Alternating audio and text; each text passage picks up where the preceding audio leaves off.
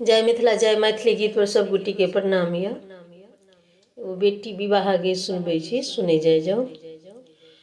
अमुआ के पता सब झड़ी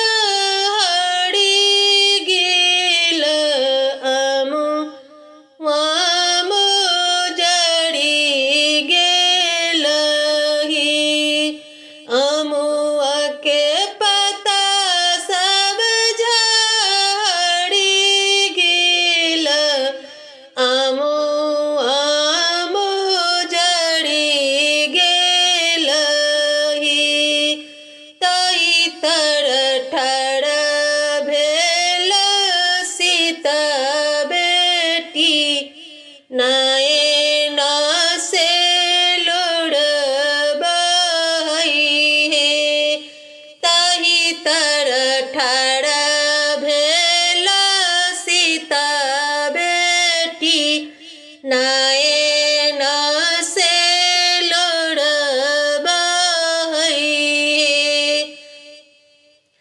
किनका से मिलबै गले धरी, किनका से पायरे धरी हे। किनका से मिलबै गले धरी, किनका पायरे धरी हे। किनका से मंगबै सिर के सिंदूर, नैहर सपन भेलै हे।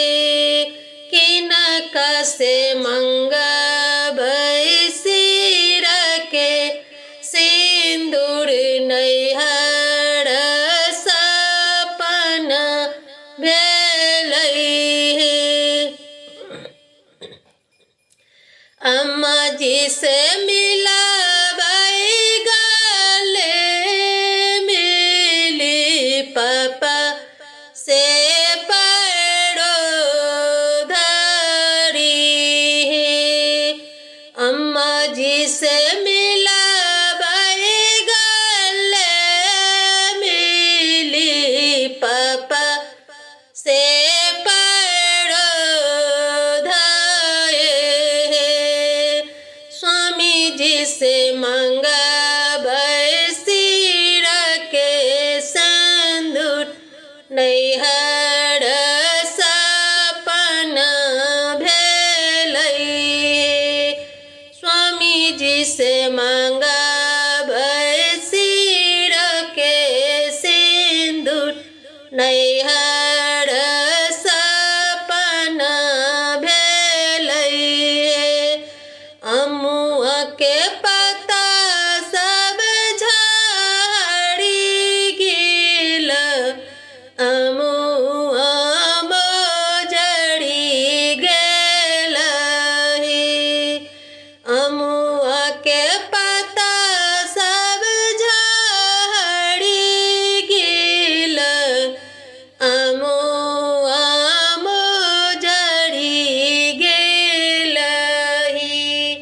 तही तर ठर भेल सुंदर बेटी, नयन से लोड़ बहै हे।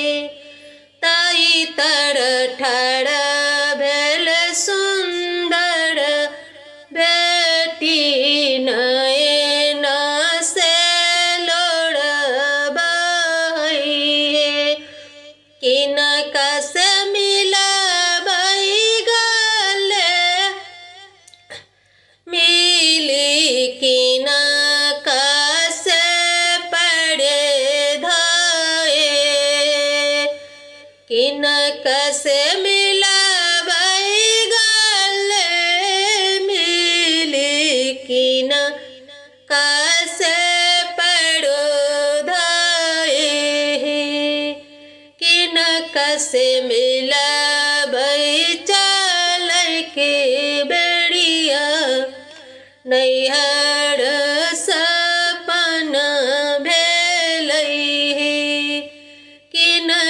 सबसे मिलबै चल के बेड़िया नैहर सपन भेलै हे। चाची जी से मिलबै गले मिली चाचा जी